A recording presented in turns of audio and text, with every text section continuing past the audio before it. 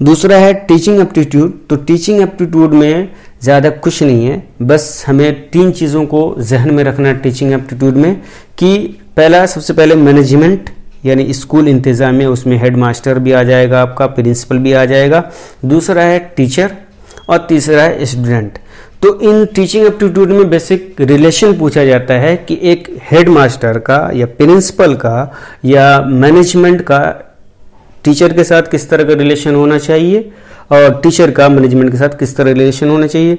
इसी तरह मैनेजमेंट या हेड मास्टर प्रिंसिपल का स्टूडेंट के साथ किस तरह रिलेशन होना चाहिए और टीचर का स्टूडेंट के साथ किस तरह का रिलेशन होना चाहिए।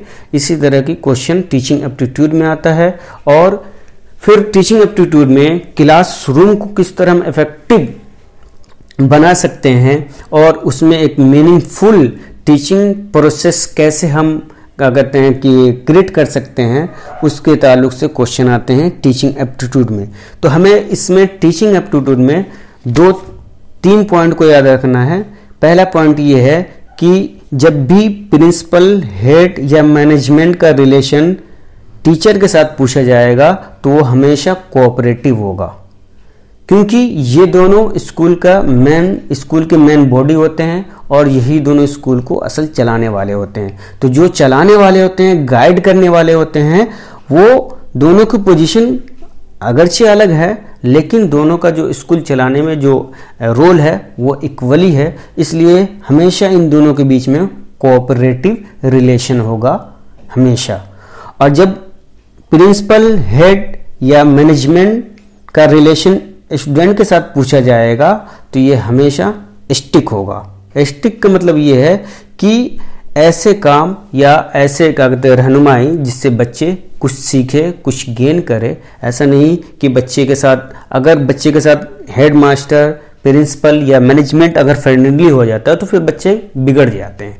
इसलिए थोड़ा स्टिकनेस होना ज़रूरी है। जब भी इन दोनों के बीच में रिलेशन पूछा जाएगा तो आपके क्वेश्चन में जहां भी थोड़ा सा स्टिक वाला ऑप्शन दिखेगा, उसी ऑप्शन को आप टिक कीजिएगा, वही बेस्ट अप्रोप्रिएट आंसर होगा। और तीसरा पॉइंट है टीचर स्टूडेंट। तो टीचर स्टूडेंट हमेशा इन दोनों का रिलेशन, इन दोनों के बीच में जो रिलेशन होगा वो फ्रेंडली होगा, हमेशा फ्रेंडली होगा। टीचर ना तो बिल्कुल एकदम क्रूअल हो, रूड हो, और इसी तरह ना ही बच्चों को हमेशा डांट डपट करने वाला हो, क्योंकि जब सबके सामने जब इंसान को डांटा जाता है तो वो इंसान मोटिवेट नहीं बल्कि डीमोटिवेट हो जाता है। इसलिए टीचर को अगर समझाना भी हो तो क्लासरूम के बाद वो बच्चे को बुला के समझा सकता है, उसकी गाइडिंग एंड काउंसलिंग कर सकता है। लेकिन क्लासरूम के अंदर बच्चों के सामने हमेशा उसको फ्रेंडली इन्वायरमेंट देना ज़रूरी है। टीचर को एक फ्रेंड भी कहा जाता है, तो टीचर को पेरेंट भी कहा जाता है, तो पेरेंट हमेशा फ्रेंडली होता है। तो वही जो पेरेंट फ्रेंडली होते हैं वही ज़्यादा सक्सेसफुल होते हैं, क्योंकि जब बच्चे को ज़्यादा सख्ती करेंगे बच्चे पे तो बच्चे सुधरने के बजाय वो बिगड़ जाते हैं। तो ये 3 पॉइंट टीचिंग एप्टीट्यूड में हमें याद रखना है।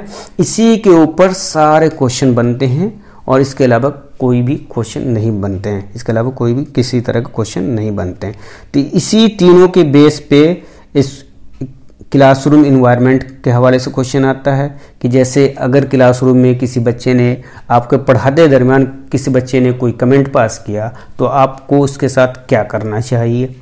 तो यहाँ पे अगर ऑप्शन में ये है कि स्कोल्डिंग यानी झड़कना, डांटना या उसको जलील करना, उसको दूसरे के सामने डीमोटिवेट करना, तो ये सब बिल्कुल गलत होगा, बल्कि उसे समझाना है। अगर वहाँ पे समझाने के ऑप्शन हो या फिर अलग से क्लासरूम ख़त्म करने के बाद उसको स्पेशल अटेंडेंस देने की बात होती है ऑप्शन में, अगर कोई हो तो आप उस ऑप्शन को टिक कीजिए, वो बेस्ट होगा। क्योंकि हमेशा कोऑपरेट फ्रेंडली होना चाहिए इन दोनों के रिश्ते इन दोनों के दरमियान।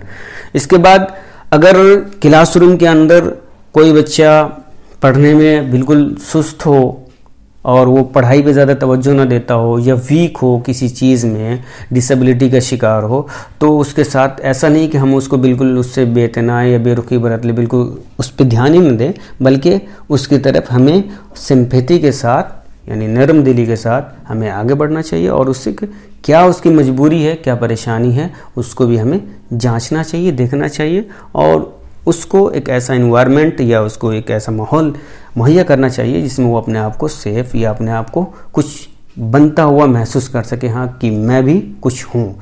तो टीचर स्टूडेंट के बीच में हमेशा फ्रेंडली होगा और सिंपैथी का इसमें यानी बिल्कुल नरम दिली का, और जो अपनाइयत जो है ये सारी खुशियत होनी चाहिए टीचर के अंदर। ये भी पूछ लेता है कभी कभी कि सबसे बेहतर टीचर कौन है, तो यहाँ पे जो सबसे बेहतर टीचर वो है जो बच्चे को सही से समझा ले जाए, ठीक है, वही सबसे बेहतर टीचर हो सकता है, इसके अलावा कुछ नहीं होता। तो टीचिंग एप्टीट्यूड में आपका दूसरा था, टीचिंग एप्टीट्यूड में आपका ये आता है। उसके बाद है करंट अफेयर। तो करंट अफेयर तो आपको बिल्कुल अप टू डेट वाला करंट अफेयर पढ़ना पड़ेगा, और करंट अफेयर में खासतौर पे जो 2020 में अभी जो आया है नेशनल एजुकेशन पॉलिसी, उसमें उसको पढ़ लीजिए तो बेहतर होगा। उसके चेयरमैन कौन है, उसका मोटो क्या है, उसके ऑब्जेक्टिव क्या हैं, ठीक है, क्या क्या मेन पॉइंट है, उसको थोड़ा ऊपर ऊपर आप पढ़ लेंगे तो बेहतर रहेगा। उसके अलावा जो दीगर चीज़ें होती है, अभी खासतौर पे इस लॉकडाउन में ऑनलाइन एजुकेशन के ताल्लुक से बहुत सारे पोर्टल खुले हैं, उस पोर्टल के ताल्लुक से भी आप जानकारियाँ मालूम करें तो बेहतर रहेगा। तो बहुत सारे एजुकेशन मिनिस्टर ने बहुत सारे पोर्टल खोले हैं, बहुत सारे क्या कहते हैं कि जो एक्टिविटीज़ हैं उसको जारी किया है ताकि ऑनलाइन क्लासरूम या ऑनलाइन लर्निंग प्रोसेस जारी रह सके। तो ये करंट अफेयर हो गया। उसके बाद जनरल डी सेक्शन में आपका आता है जनरल साइंस। तो जनरल साइंस में जो साइंस की स्कूल लेवल के 9-10 की किताब है, उस किताब को पढ़ लीजिए। जो मेन साइंस की खासतौर पे आपका वो गैस वगैरह के बारे में पूछ लेगा कि सबसे ज़्यादा गैस क्या है, ठीक है, फूड चेन के बारे में पूछ लिया, फिर अबायोटिक जो ऑर्गेनिज्म है उसके बारे में क्वेश्चन कर लेगा कि अबायोटिक ऑर्गेनिज्म क्या होता है, अबायोटिक क्या होता है। इसी तरह फ्यूल के बारे में पूछा जा सकता है, एनर्जी के बारे में कि रिन्यूएबल एनर्जी कौन है, नॉन रिन्यूएबल एनर्जी क्या है, तो इसके बारे में क्वेश्चन आ सकता है। फूड चेन के बारे में क्वेश्चन आ सकते हैं।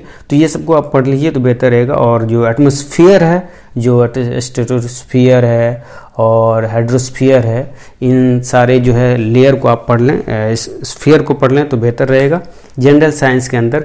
और सोशल साइंस है आपका, इसमें सेक्शन डी में बी में सोशल साइंस है। तो सोशल साइंस भी वही 9 और 10 क्लास की जो सोशल साइंस की किताबें हैं उसको आप पढ़ लीजिए। सोशल साइंस में ख़ासतौर पे जो समाजी क्या कहते हैं ताल्लुकात है उसके हवाले से जो क्या कहते हैं क्वेश्चन होते हैं उसको आप पढ़िए।